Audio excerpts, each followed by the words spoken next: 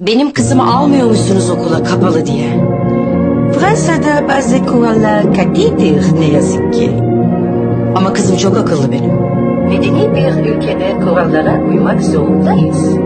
Madam, Bakın, ameliyat olsan sana benim kanımı verseler almayacak mısın? susuzluktan ölecek olsam elimden su almayacak mısın?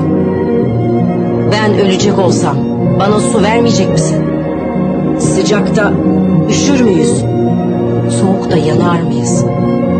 Bu öğrettiğiniz ilmin kaideleri size başka bize başka mı? Benim kızım yapabiliyor işte. Anlıyor. Anlıyor, biliyor. Tabiatı anlıyor. Siz oradan anlamıyor gibi yapıyorsanız zaten sizin öğreteceğiniz ilim de yalandır.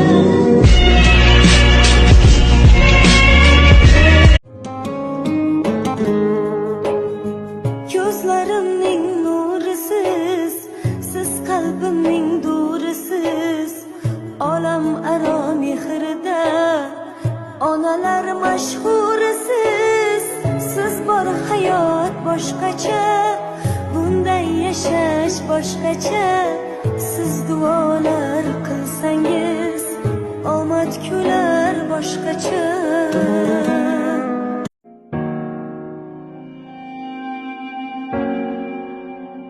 عقد ما بحبك خايف تكوني ما بتحبيني ما بتحبيني.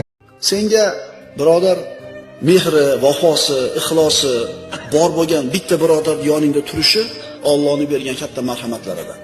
Yoningizda bitta birodar bor, mehri bor sizga, shafqati bor, ixlosi bor, vafosi bor, qalbi sizga nisbatan toza. O'shaqa oynadanchi bitta bo'lsa hayot zo'r bo'ladi. Bormi shunaqa odamingiz? So'rang o'zingizdan. Har qanday siringizni ishonib ayta olasiz.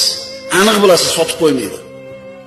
Aniq bilasiz, sizni tashvishingizni, g'amingizni qiladi. Bormi shunaqa odam?